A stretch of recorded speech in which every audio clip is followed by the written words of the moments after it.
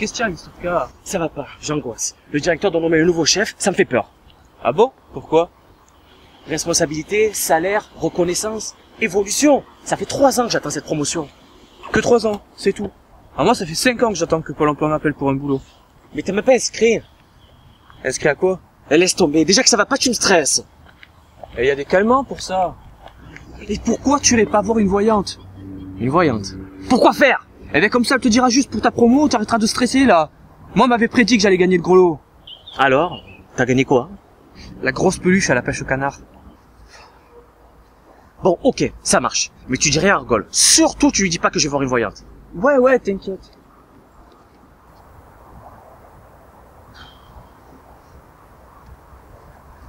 Eh ben enfin, vous foutiez quoi? On va être en retard au ciné.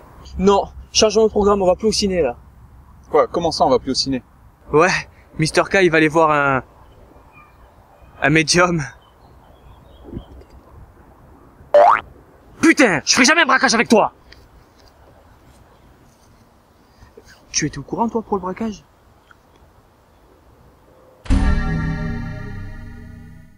Bonjour à tous et bienvenue dans Seuil Critique. Si vous avez deviné le sujet de l'épisode du jour, c'est que vous avez des dons de voyance.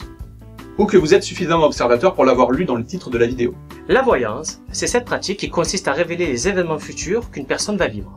Les voyantes et autres médiums utilisent pour cela diverses techniques, comme les cartes de tarot, la lecture des lignes de la main, la très célèbre boule de cristal, et bien d'autres choses.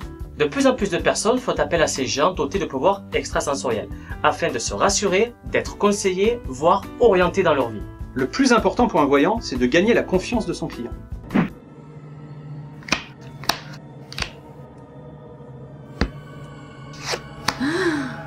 La mort, c'est très mauvais. Surtout avec la veuve. Ça touche à la santé. Vous avez quelqu'un dans votre famille qui est malade? Je sais pas. Je vois une maladie grave, à un stade très avancé. Vous êtes sûr que ça ne vous dit rien? Mais ma promo, c'est bon ou pas? Il est utile de rappeler que la mauvaise réputation de cette profession est due au grand nombre de charlatans qui s'improvisent médiums, marabouts ou chamans. Le chaman? Le mari de Catwoman? Et ces annonces, toutes plus farfelues les unes que les autres sur les sites, ça laisse rêveur. Vous avez tous eu ce genre de trac dans votre boîte aux lettres, n'est-ce pas? Oh les gars, j'ai trouvé la personne qu'il nous faut. Professeur Fécou. Le professeur qui fait tout. Et les gars, je vous mens pas, c'est écrit là. Il soigne les rhumatismes, il vous fait gagner au loto, il fait revenir votre femme qu'il connaît même pas, et il répare votre ordinateur à distance. Mais le mec, il a un cerveau en wifi ou quoi? Avant tout, parlez-moi un peu de vous. Ok. J'ai divorcé 2 fois, j'ai 5 enfants, j'ai pas pu vendre mon appartement parce qu'il a été saisi, j'adore le chorizo, et je vis avec un kangourou dans le garage. Mais t'étais au courant de ça, toi? Je vois des unions, des séparations. Votre vie sentimentale a toujours été un peu chaotique. Et vos placements immobiliers n'ont pas toujours été très fructueux, hein? En revanche, je vois que vous aimez l'originalité et la charcuterie. Comment elle est trop forte! Non mais t'es sérieux là? Elle a juste répété ce que j'ai dit. Et comment ne pas citer la plus célèbre des voyantes? Madame Soleil? Presque. Madame Irma. Cette voyante aurait fait prospérer son commerce après la Seconde Guerre mondiale en devenant la première accessible à tous. Elle aurait notamment conseillé de grands sportifs comme le boxeur Marcel Cerdan. Mais on aurait même retrouvé une trace d'une Madame Irma bien plus ancienne, qui proposait ses dons de divination dans un journal parisien daté de 1908. Et vous, jeune homme, que désirez-vous? Un carambar goût champignon, une carte illimitée chez Mammouth, une bouée en forme de flamant rose, et puis ça. Quoi ça? Mais ça là, la boule de cristal. Donnez-moi votre main plutôt. Mais tu vas donner ta main, bordel! C'est intéressant. Je n'ai jamais vu ça de toute ma vie.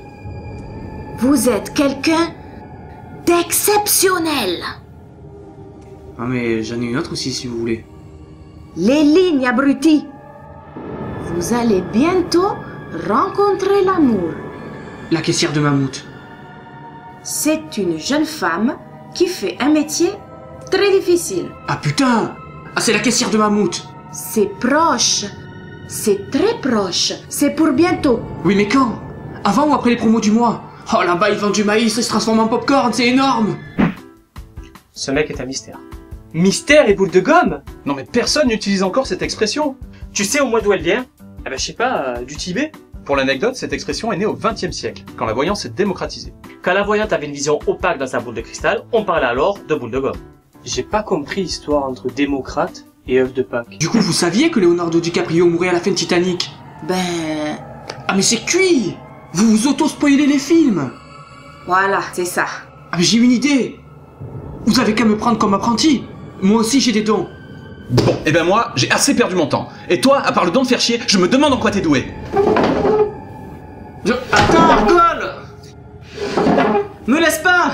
Elle m'angoisse, et lui, il m'emmerde! Ah mais c'est trop cool qu'on fasse équipe! En plus, on pourra même faire des crêpes. Ah mais ça, c'est du génie! On pourra même savoir à l'avance si elles sont réussies ou pas. Les crêpes, je sais pas. Mais la tarte, ça va pas tarder. Et ça, c'est une prédiction.